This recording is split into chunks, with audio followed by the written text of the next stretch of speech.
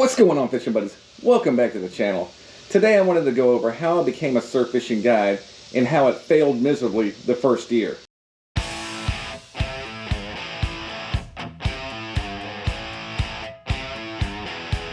didn't plan to get into surf fishing, guys. I worked in mental health for years.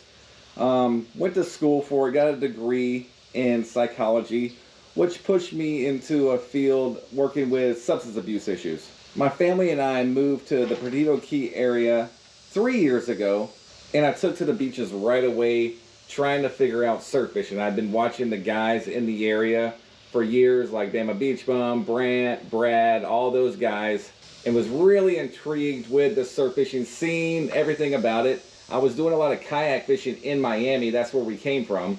And so as soon as I got here, I bought basically a 9-foot rod and a $25 reel and hit the beaches. I fished that way probably for about 3 to 4 months, and then I started upgrading. I got a second rod, a third rod, a fourth rod, the beach cart, you know, and so on. And I fished a full year of beach fishing, surf fishing, to figure out every season along the Panhandle and what was possible in the surf, you know, in different times of the year.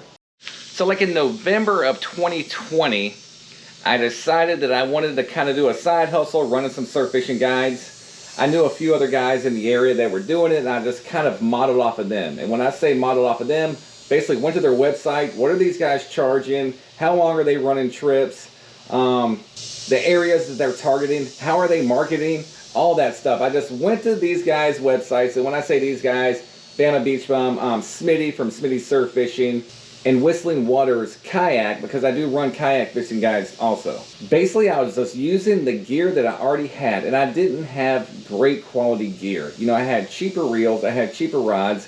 It was what I was running, you know, personally, but it was enough for me to run guides with. I bought a second kayak, so at that point I only had 2 kayaks and I needed one for myself. So basically I could only take one client out at a time.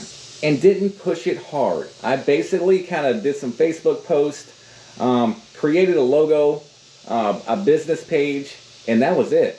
So there was really no startup for me. You know, I already had the gear, the logo, the business page, even the website my wife took care of. I'm very fortunate to have a graphic designer in the house who knows about all that stuff. So kind of got everything going. Made some posts, was able to post about the guides. I was not getting a lot of hits. You know, I was very unknown. I was brand new to Facebook, Instagram, all that. I didn't know how to navigate it. I didn't know how to tag. I didn't know how to do any of that stuff. And just really lightheartedly just kind of ran guides. I was still working full-time at this point, guys, in the mental health field. Working full-time, I was working from home. So it did give me flexibility to where if someone did book a guide, let's say in the morning, I could use PTO for a couple hours and be able to run that guide and basically come home and go to work. November was also just a terrible month to get a guide business going because we were going into the winter, you know, where it's it dies out there in the surf. It's rough conditions to be outside. Nobody was booking surf fishing guides in, you know, December, January, February. Plus at this time, the pandemic, it was about a year old. So it was still fairly new. There was still a lot of scare. The social distancing was still in full effect, all that good stuff. So our normal tourist attraction, beachfront area, you know, people were still a little skeptical to come out here and get in a crowded hotel room, so to speak. So it died off. I didn't put much effort into it. I think I ran probably 5 guides, and that is surf fishing and kayak fishing, so 5 total. So pushing through that first winter, I had created the YouTube channel by then, so I was just very involved in that and just figuring out how to do that. Again, my wife was a huge help with all that, but that really took all my attention just to figure out, like, what am I doing here, you know, with making videos. Like, how do I make videos that people are going to watch, basically. So again, the guides are just on the back burner. I'm working full time. I'm focusing on YouTube and content creation. And then spring hit. So when spring hit, I started seeing an influx. And this was really just word of mouth around town. People, like, in Perdido Key. So they would go to the tackle shops or whatever. I would get recommended, I would book a guide. Sometimes I would do them, sometimes I wouldn't. You know, it was dependent if I wanted to do it or not. Again, there wasn't a lot of effort in like building a business. Moving through summer, it was the same thing. I saw a little influx. Fall, I started seeing a lot more kayak bookings. So I would say from November to November, I probably ran a total of like 30 guides. I mean, nothing to live on, but it was nice side money. Again, I was working full time. My wife's working, so it was nice to get those guides, like 2 or 3 a month. You know, it was helpful. You know, the extra income was helpful. Again, winter, it dumped, and then in April, early April, I was furloughed from my job. Now, this was the 3rd round of furloughs that my company had gone through due to the pandemic. I skated by the first 2. But I knew enough once I did get furloughed that I knew that the first 2 rounds I had never seen anybody come back. So I mean, it was a furlough, but like I pretty much knew that was it. You know, of course, you know, the panic set in, and I'm immediately, you know, looking for other jobs in the area. And I had been working from home for like 5 years. So really our family structure was set up with me being at home. So looking at these other jobs, like I had to go to the office and things like that, and it was going to disrupt 3 lives, not only mine, you know, my wife and my 2 kids. It was going to disrupt everything, and it could have been done, but I just didn't want to put in the effort to do it.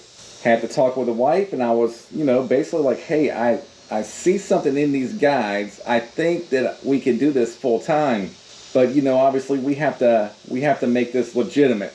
You know, like that first year, guys, I was completely under the table. I'm going to go ahead and say it. Like, I didn't have no business license, no LLC. I wasn't paying taxes. It was a side cash, side hustle, because I never really wanted to make like a career out of it. So once the furlough happened, you know, we got professional. You know, we created the LLC. We got the bank account. We paid taxes. And by this time, through the YouTube channel, I had made a lot of connections within the fishing industry, especially with like products. So all the stuff that I was using to run guides, fish bites, I was using a lot of frisky fins, I was using a lot of sinker guides, right?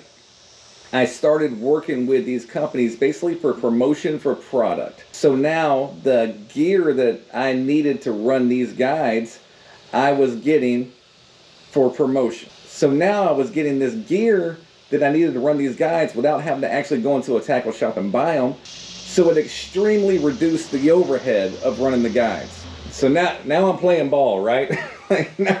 Now I can run, let's say a $400 charter, and I can net like $390 before taxes. Basically, I'm like buying ice and like shrimp. You know, everything else I am getting for promotion or at a discounted price. And that's just good business tactic, guys. I don't care what you say. So the first year, complete failure running the guides, but now I got some momentum. Working with these companies also, so now they're pumping me, I'm pumping them, I'm getting bigger exposure from companies, individuals that have like a larger social media follower than me. So my name is getting out there. So I'm getting books and booked all through the summer.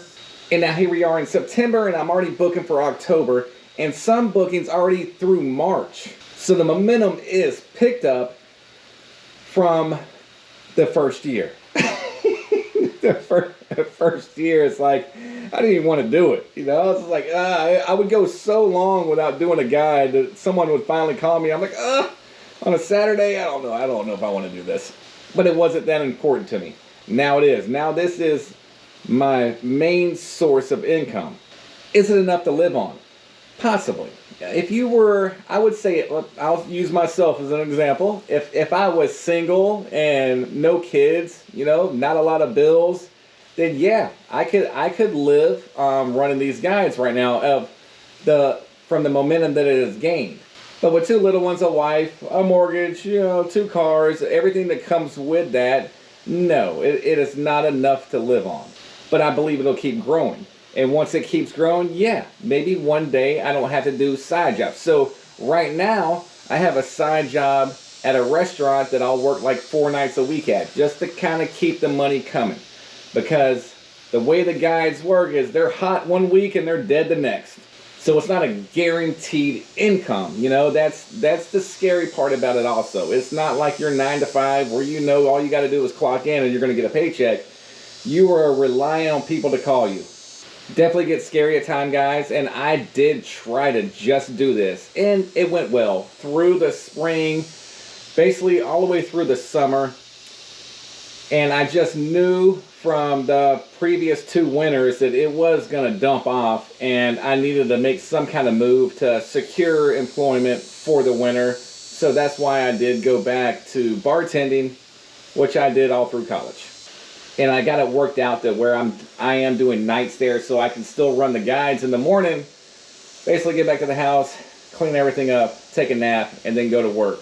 I would say where the turn came with the business was when it became my top priority. It was not my top priority that first year. I could care less if I ran one or not. It was nice extra money, but it wasn't like needed to live. But once it came top priority, that's when things got serious. Again, we get the business license, and I have to get them for Alabama too. So not only do I have an LLC in Florida, I had to get one in Alabama also because I run a lot of guides in Orange Beach, the National Seashore. So this was something I was doing illegally and didn't even know it. I was running guides in the National Seashore like Johnson Beach, Fort Pickens, and you have to have permission to make money on that property. I didn't know that, and I didn't like care enough to investigate it. I was like, hey, meet me at Johnson Beach. We'll run a guide, you know?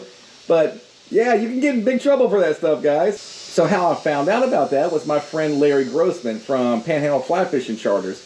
He let me in on that information. I was like, oh, okay, yeah, I guess I need to do that. And so with that, you need an LLC, you need an account, like a banking account, and you need guide insurance. So I got guide insurance also. It runs me like $1,000 a year. It's not crazy, you know, but now I am covered. So places like the National Seashores, they're like, okay, this guy has a legitimate business. You put in an application.